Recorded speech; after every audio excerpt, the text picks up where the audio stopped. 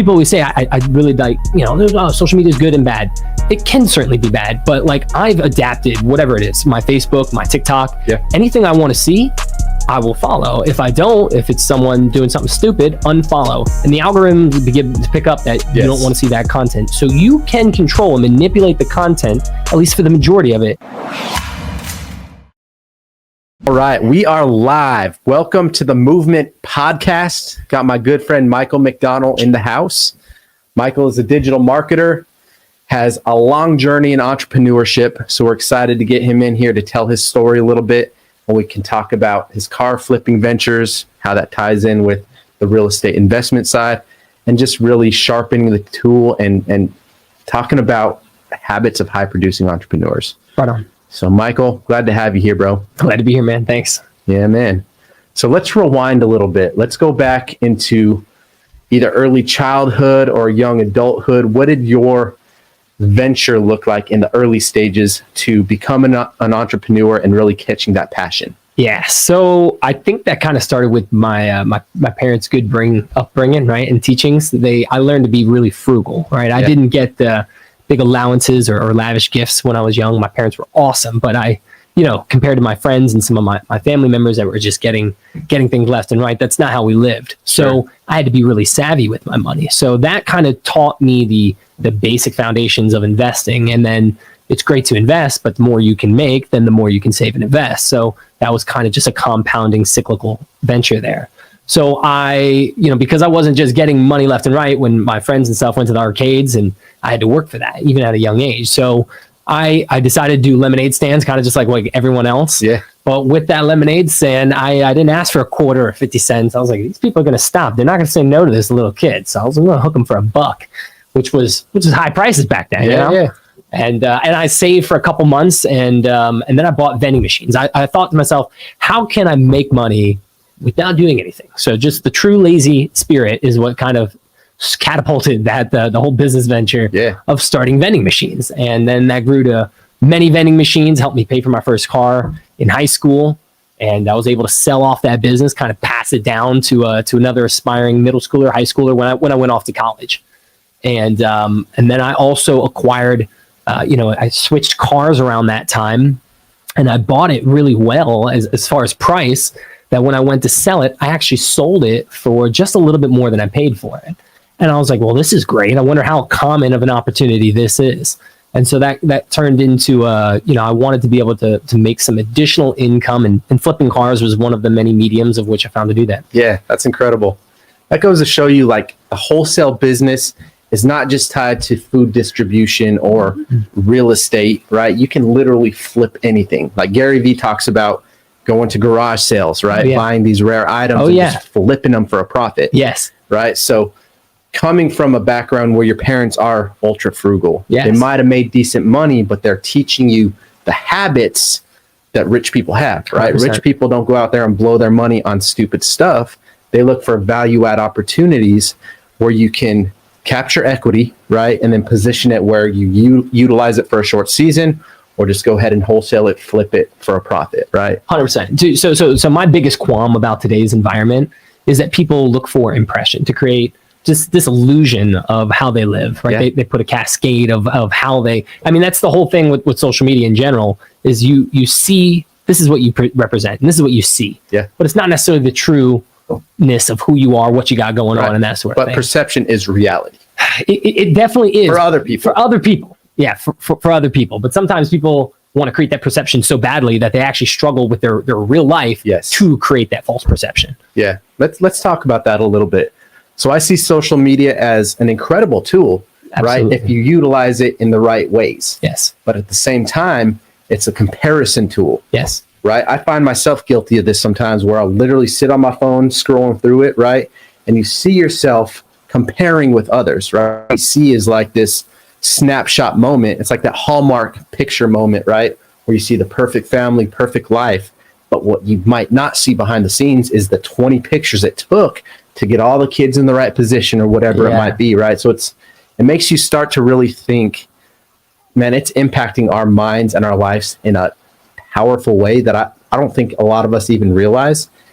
And the aftermath results 20, 30 years from now, like who knows what our minds will operate like, what society will look like.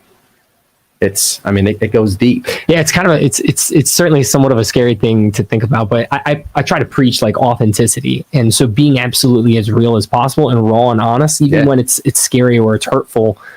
You can be poised and well positioned at the same time. You don't have to be abrupt or harmful to other people, but just to be that real authentic person is hard, even with being so aware of it, because of how much facade there is out there and how much noise there is out there. So people always say, I really like, social media is good and bad.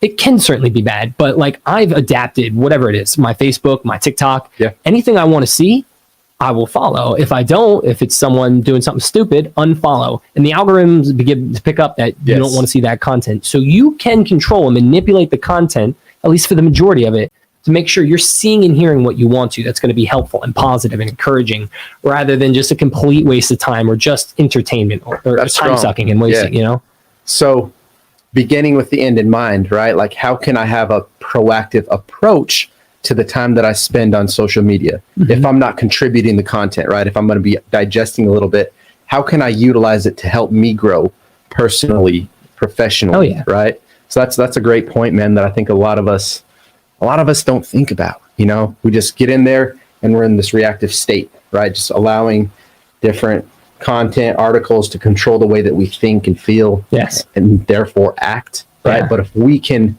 put those guardrails in place and say, you know what, I need to develop in this area of my life, right? I need to focus on getting more financially stable, or whatever that might be, right? So you start following financial advice, right? Leadership advice, how to build a business, whatever that might look like, right? But utilizing it as a tool instead of being in a reactive state. 100%. So to me, social media is three things: learning, laughing, and encouraging. So both in and out. Those are the only things that I want to have done and do for others with my social media. But I think just so many people use it, and it's a tool. And if you use that tool in the wrong way, if you take a screwdriver and you try to pound in a nail, it's a great tool, but you're using it in the wrong manner. That's good. So let's talk a little bit about the digital marketing side of your business. I think this is a good segue to kind of get into that. What got you into that field? Tell us a little bit about the experience falling into it and what your main focus is. Yeah. So I had worked in sales for a company called ConAgra, and I was doing good, but the company did a reorg. About 1,500 people got laid off, and our entire division was one of them. So then I was like, all right, I'm going to go. I'm still in the military. So I went on active duty orders at the time for some training that I needed. And I bought a house. And while I was closing on that house, I actually had to be employed, believe it or not, in order to close on a home. And I was like, oh, crap. So I ended up taking a job at a gas station. Now, it was a district manager in training, so it was a high level, if you will, of a gas station. But it was, I kind of hate to say this, but it was demoralizing in a lot of way. You deal with some interesting characters. And while there's a lot to learn there, there's you are a product of your environment. Your environment is extremely important. 100%. And so if you have negativity punching you in the face 24/7, or at least 10 hours out of the day, 5-6 days a week, it can have an impact on you. It was the only job I've ever been fired from. So I was happy to take that. And then I was like, okay, what am I going to do? And so I called one of my mentors, who was my coach, high school wrestling coach. And he's like, well, why don't you start a firm? And I was like, I don't have a law degree. I can't start a law firm. He's like, no, a recruiting firm. And we always wondered at what he did as kids. Like, he was always golfing at home, just like on the phone, not doing a whole lot. We thought he was maybe an assassin since he had, good money, but he was just like doing his own thing. He's like, no, a recruiting firm, headhunting. I didn't know anything. So, long story short, or long story long, I ended up buying into a franchise about recruiting. And so I was able to consult with businesses, not just how to hire the right people, but I got real granular with their businesses. I understood their operations to a large degree. I was working with high-level people, executives of major Fortune 500 companies. So developing my skill set and being able to articulate who someone is. I mean, that's the hardest thing. You're dealing with people. So you're trying to connect a person into a position within a company, in a culture. And there's a lot of moving pieces there. You got to uproot your life. You got to make sure it works for their family and the company's, standpoint as well. All that being said, that just helped me to hone my skills of how to consult. And that is what I do now. I work with businesses to get granular about their needs. I don't push products. We have 80 different digital tactics that we work within, and there's never a one-size bullet regardless of industry. There's a lot of proven things that work pretty well.